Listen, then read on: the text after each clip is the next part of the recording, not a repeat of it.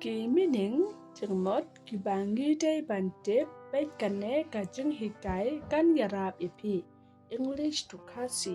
ada pio sngau chừng man toy na kane ka video wanam kalat ban share lem shiki perlok lene haying hasam jong pi wanam kalat ro ban like share and subscribe ya kane ka channel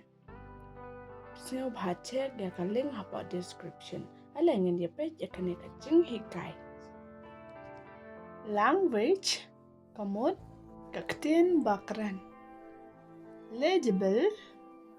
bashai legislature kakun hon kinang thao ain lotion kaching ta las kaching kangar mary yapoika mart kachaka de jingde mattress ka tu sok ta ne ka ching thia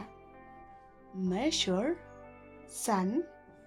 ta ne panchanai maximum ba he e medication ka mut ka ching ai da wai medicine ka da wai medium ka dang kalat med ya shap mendacious bathok basukor memorial kaching kenmau narrate yato narration kaching batai benya narrow penkim notion kaching mot kaching berkat occupation kamut kaching shong kam lane jing tre ocean kadu riau ba offshore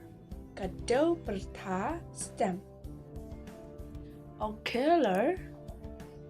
badai ya kakmat oxidant kasep ngi offer